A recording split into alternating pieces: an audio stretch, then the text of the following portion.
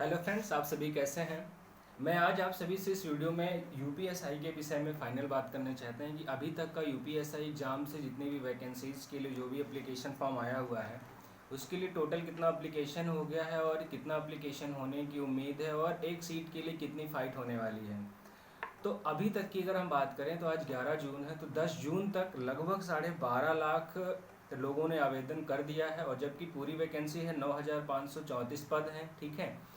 जिसमें से 9,027 पद यूपी सिविल के लिए हैं, यूपीएसआई सिविल के लिए, और 484 पद प्लाटून कमांडर के लिए हैं और 23 पद फायर ऑफिसर के हैं, ठीक है।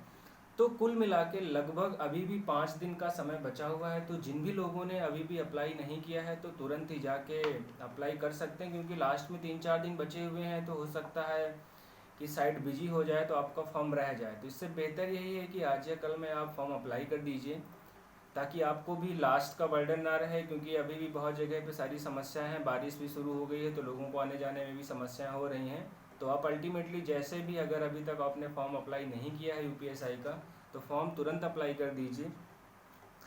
और दूसरी बात यह है कि अभी तक लगभग 12.5 लाख लोगों ने आवेदन कर दिया है। 12 लाख से ज़्यादा लिखा हुआ है, ठीक है। तो 12 लाख से ज़्यादा लोगों ने आवेदन कर दिया है और जिसमें से 9.5 लाख अभ्यर्थियों ने फीस भी जमा कर दी। मतलब 9.5 लाख लोगों ने अपना फॉर्म सबमिट कर दिया है, ठीक है। और विभाग का जो अनुमान है, जो बताया जा रहा है कि लगभग 14 से 15 लाख फॉर्म भरे जाएंगे, ठीक है। 14 से 15 लाख फॉर्म भरे जाएंगे।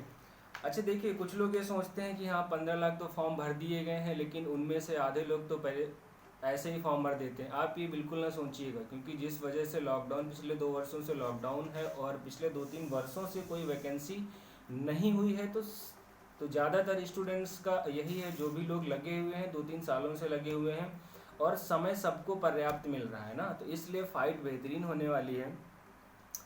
तो एक चीज़ यहाँ पे हम और बात करते हैं। लगभग मान लेते हैं कितना टोटल फॉर्म भरे गए, 15 लाख, ठीक है। अगर 15 लाख फॉर्म भरे गए और टोटल वैकेंसी है 9,534, अगर हम 15 लाख को 9,534 से भाग कर दें तो हमें पता चल जाएगा कि एक सीट के लिए कितने दावेदार होने वाले हैं, ठीक है ना। तो एक सीट के लिए अगर हम 15 लाख को 10,000 से मोटा मोटा भाग कर दें तो तो लगभग 160 मतलब एक सीट पे लगभग 160 लोग, लगभग क्या मान के चलो 150 से 160 लोगों की फाइट रहेगी एक सीट पे। तो जबकि मेरी उम्मीद थी कि लगभग एक सीट पे 100 लोगों की फाइट होनी चाहिए, लेकिन पिछले 2 वर्षों से लॉकडाउन है तो लॉकडाउन और कोई वैकेंसी हुई नहीं। उधर रेलवे भी पेंडिंग है, एनटीपीसी भी पेंडिंग है और भी यूपी की कोई स्टेट गवर्नमेंट की वैकेंसी नहीं हुई है। तो इस वजह से फ़ाइट बेहतरीन होने वाली है। तो एक सीट पे लगभग 150 से 160 लोगों की फ़ाइट करनी है। तो आप उस हिसाब से तैयारी करते रहिए। और बहुत सारे लोगों को लग रहा है कि मैंने कोर्स कंप्लीट कर लिया है, तो उन सभी लोगों के लिए यही है, क्या आपने जितना भी कोर्स कंप्लीट किया है, कितने आपकी तैयारी है, कितना आपको याद है। तो रिवीजन मोड पे तुरंत आ जाइए और हम लोग भी पूरी कोशिश करेंगे। इस बार यहाँ पे पूरा डेडिकेशन के साथ पढ़ते हैं।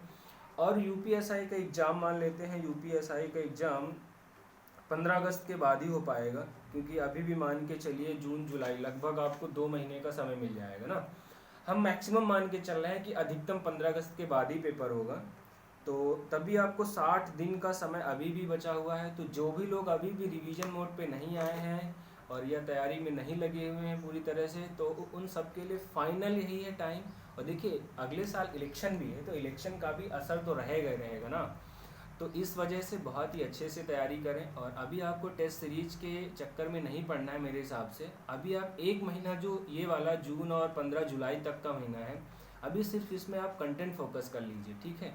उसके बाद जैसे ही प्रैक्टिस सेशन के लिए आएगा, प्रैक्टिस करने की बारी आएगी, तो 15 जुलाई के बाद कोई भी आप चाहे टेस्ट बुक पे बुक करके दे सकते हैं। बहुत सारे प्लेटफॉर्म है, वहाँ से आप कंप्लीट कर सकते हैं एसटी अपनी।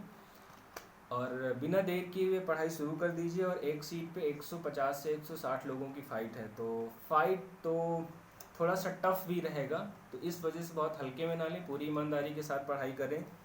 और रिटन एग्ज़ाम के बाद फिर इसमें डीवी होगा, जैसे सबको पता होता है कि अभिलेखों का सत्यापन होगा। फिर जिन लोगों का डीवी सक्सेसफुल रहेगा उसके बाद शारीरिक दक्षता परीक्षा, फिजिकल का आयोजन किया जाएगा, फिर जाके कहीं आपका फाइनल सिलेक्शन हो जाएगा। तो बिना देर करते हुए आप तैयारी में लग जाइए, और जो भी डाउट्स हैं और जो भी चीज़ें आपकी समस्याएं हैं मैथ्स से रिलेटेड, और मैं कोशिश करूँगा कि रीजनिंग के भी कुछ टॉपिक्स यहाँ पे कवर किए जाएं, जिससे भी आप जो भी लोग जुड़े हुए हैं सारा कंटेंट यहाँ पे मिल पाए।